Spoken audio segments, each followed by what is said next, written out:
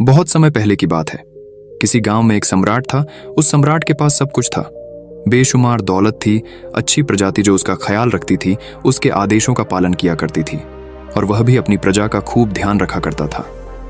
उन्हें कभी किसी चीज की कोई कमी महसूस नहीं होने देता था।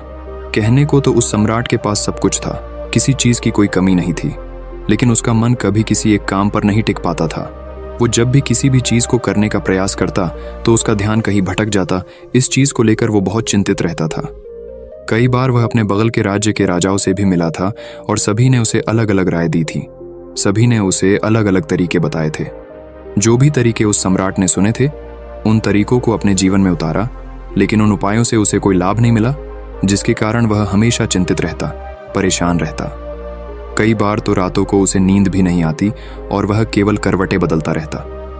एक दिन सम्राट के कानों तक एक बात पहुंची कि उसके राज्य में एक ऐसा असाधारण व्यक्ति है जिसके शब्द अनमोल हैं, जिसके एक एक शब्द में जीवन का रहस्य छुपा है, जीवन का सत्य छुपा है।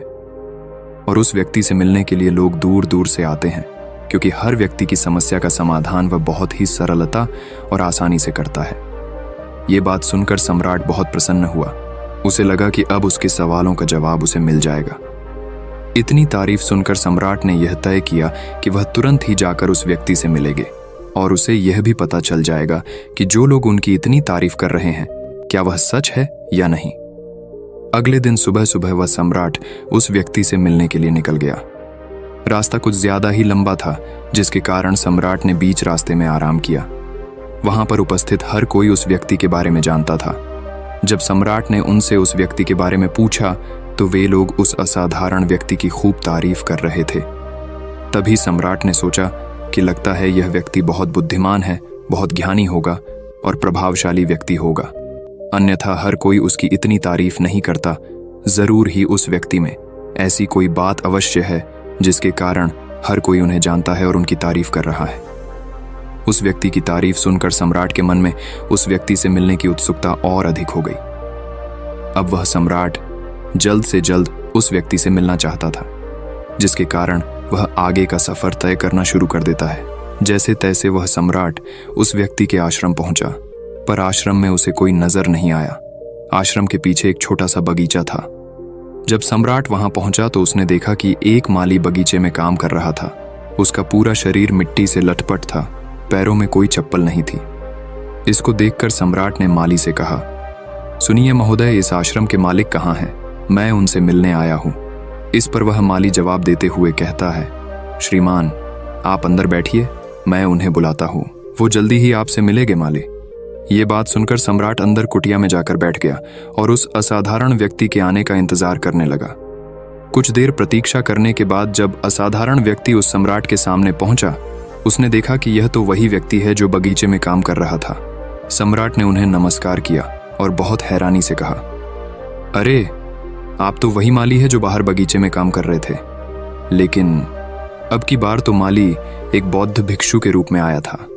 तभी बौद्ध भिक्षु सम्राट से कहते हैं, सम्राट मेरा मजाक माफ कीजिए, मैं बगीचे में छोटा सा काम कर रहा था। मैं ही यहाँ का माली हूँ और मैं ही वह असाधारण व्यक्ति हूँ जिससे आप यहाँ इतनी दूर मिलने आए हैं। कृपया करके अपने आने का कारण बताएं। इस पर सम्राट उन बौद्ध भिक्षु से कहता है, हे महाराज, मैंने सुना है कि आप जैसा व्यक्ति इस पूरे राज्य में नहीं। मैंने आपकी तारीफ सुनी है, मैंने आपके बारे में कई सारी अच्छी बातें सुनी हैं।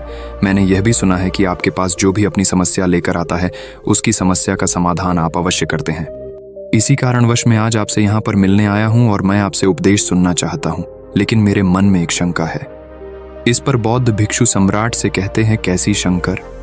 इस पर सम्राट कहता है, मैंने बहुत से विद्वानों को देखा है, बहुत से ज्ञानियों को देखा है। वे जब भी चलते हैं तो उनके पास तरह तरह की ध्यान की किताबें होती हैं। उनके पास ऐसा कोई ना कोई संकेत जरूर नजर आता है जिससे यह पता चल सकता है कि वे लोग ज्ञानी हैं। लेकिन आपके पास तो ना कोई ज्ञान की किताबें हैं और ना ही कोई ऐसी कला के संकेत आप में नजर आ रहे हैं, लेकिन उसके बावजूद आप बहुत शांत नजर आ रहे हैं। क्या आप मुझे इसका रहस्य बता सकते हैं? इस पर बौद्ध भिक्षु मुस्कुराने लगे और सम्राट से कहते हैं, मेरा ज्ञान तो इस संस्कार में प्रकृति के रूप में हर जगह है। मैं अपना ज्ञान जीवन की सरल और साधारण वस्तुओं से ही लेता हूं।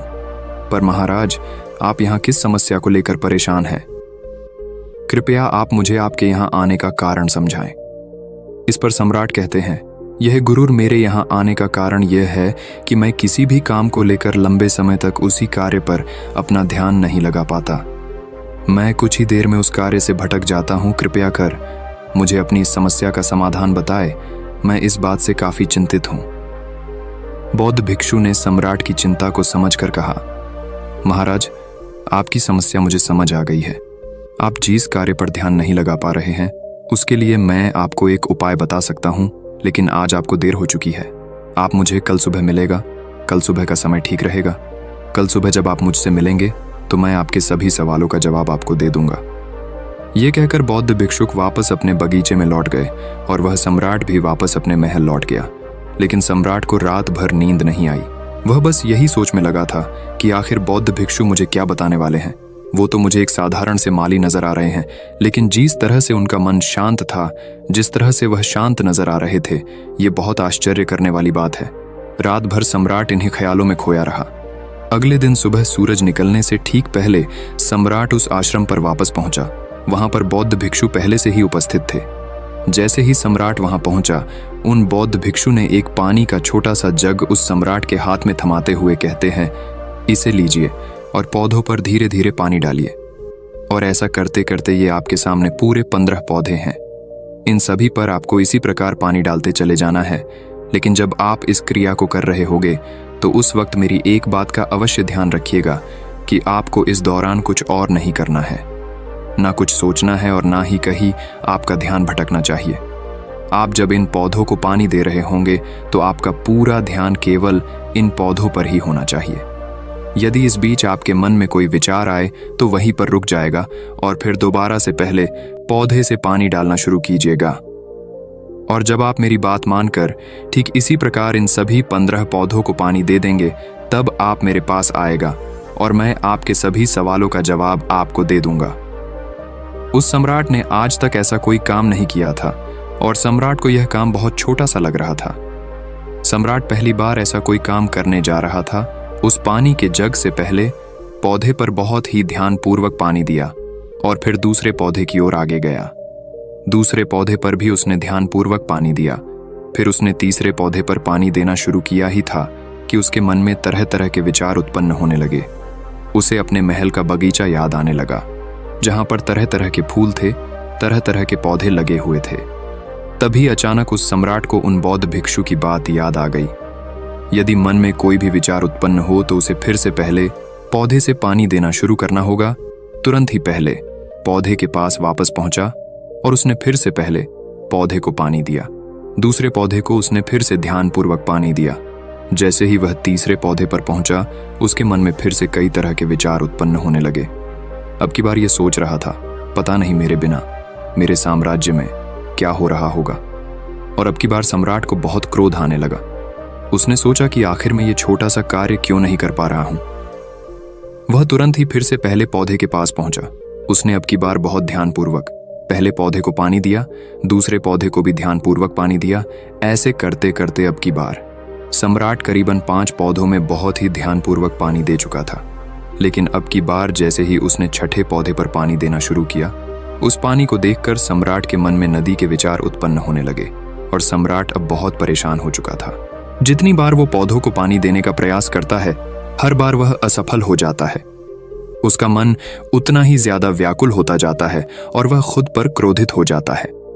सम्राट ये बात बहुत अच्छी तरह से जानता था कि वह भिक्षु उसकी परीक्षा ले रहे हैं। वह बहुत बुद्धिमान था।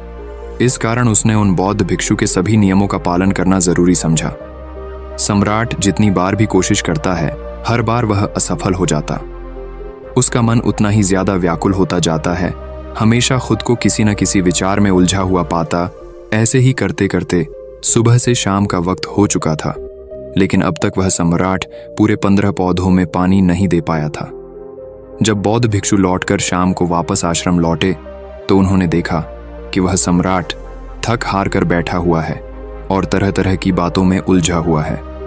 तभी बौद्ध भिक्षु सम्राट के पास पहुंचे और कहने लगे, है सम्राट, मैं तुम्हारी ईमानदारी से बहुत खुश हूं।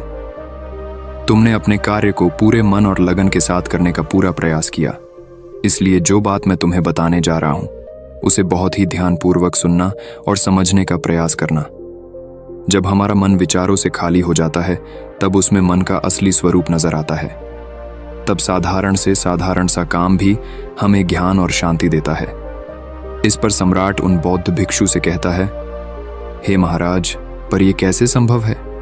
मैं तो जब भी कोई कार्य करता हूं तो मन में कई तरह के विचार उत्पन्न होते हैं और मैं उन विचारों में फंस कर रह जाता हूं और वहां से बाहर निकलने का कोई रास्ता मुझे नजर नहीं आता। तभी बौद्ध भिक्षु मुस्कुराने लगे और सम्राट से कहते हैं, हे सम्राट, तुम पौधों में पानी नहीं डाल रहे थे, तुम तो जल्दी जल्दी अपने इस कार्य को बस खत्म करना चाहते थे। तुम्हारे मन में तो ये विचार उत्पन्न हो रहा था कि तुम जल्दी से जल्दी इन 15 पौधों में पानी दे दो और उसके बाद तुम मुझसे मिल सको, मुझसे अपने प्रश्नों का उत्तर जान सको। किसी कारणवश का कार्य तुम्हें बोझ सा प्रतीत हो रहा था, मानो मैंने तुम्हारे कंधों पर एक बोझ रख दिया हो, और यही कारण है कि तुम अपने आप को इस पल में रोक नहीं पाए। जब हमारे सामने रखा हुआ कार्य बोझ लगता है तो हम उसे बस जैसे तैसे खत्म करना चाहते हैं और उस काम को करते समय हम अपना पूरा ध्यान उस कार्य पर नहीं दे पाते। किंतु अगर तुम इस पल के महत्व को समझ पाते, इसके महत्व को महत्व दे पाते और केवल पौधों और पानी पर ध्यान देते तो तुम्हें कोई भी विचार परेशान नहीं कर पाते। इस पर सम्राट कहता है, हे महाराज, मुझे आपकी ये बात समझ में आ रही है कि मैं जल्दी जल्दी इस कार्य को खत्म करके आपसे मिलना चाहता था, जिसका कारण मेरा मन इस कार्य में पूरी तरह से नहीं लग सका। लेकिन ये एक पल है जो हम जी रहे हैं, उस पल में रहना बहुत कठिन है। क्या मुझे इसके लिए कोई तपस्या तप करना होगा? इस पर बौद्ध भिक्षु एक बार फिर मुस्कुराने लगे और सम्राट से कहते हैं, जिसे शांत मन की तलाश तुम कर रहे हो, वो शांत मन तो पहले से ही मौजूद है, वो तो पहले से ही तुम्हारे भीतर है। इसके लिए तुम्हें कहीं भी जाने की कोई आवश्यकता नहीं है और ना ही तुम्हें कहीं शांत जगह जाने की आवश्यकता है। इसके लिए कुछ जरूरी है, तो वह है अपनी सांसों पर ध्यान देना। इसलिए अपनी सांसों पर ध्यान देना सीखो। हम किस तरह से सांसें ले रहे हैं और किस तरह से त्याग रहे हैं, इस बात को देखने और समझने का प्रयास करें। तब तुम्हें यह समझ में आ जाएगा कि तुम्हारा शांत मन तो तुम्हारी सांसों के साथ ही बना हुआ है। उसके बाद तुम चाहो तो कोई भी कार्य करते वक्त भी अपनी सांसों पर ध्यान दे सकते हो। जब तुम कहीं चल रहे हो, कोई ऐसा कार्य कर रहे हो, तो तुम्हें अपनी सांसों पर ध्यान देना चाहिए, या कोई भी ऐसी क्रिया जो तुम्हें वर्तमान से बांधे रखे। इसका एक और तरीका है, 2-4 मिनट अपने आसपास के प्रकृति पर गौर करो। देखो कि क्या चल रहा है तुम्हारे आसपास, इससे तुम वर्तमान में आ जाओगे। फिर तुम अपने कार्य को जल्दी जल्दी बस यूं ही खत्म नहीं करके उसे पूरे मन से करने का प्रयास करो, जिससे तुम्हारा मन एकाग्र होगा। और जब तुम्हारा मन एकाग्र होगा तो तुम चाहे कोई भी कार्य क्यों ना करो, फिर चाहे वह छोटा हो या बड़ा, तुम्हारा मन उसमें पूरी तरह से विलीन हो जाएगा और वह कार्य ही तुम्हें शांति और ज्ञान भी प्रदान करेगा। ऐसे समय पर हमारे मन में किसी प्रकार की कोई विचार उत्पन्न नहीं हो पाते, और जब हम ऐसा करते हैं तो कर्ता और कर्म एक हो जाते हैं और हमारे भीतर की जो शांति है वह प्रकट होने लगती है। हम उसमें मग्न हो जाते हैं।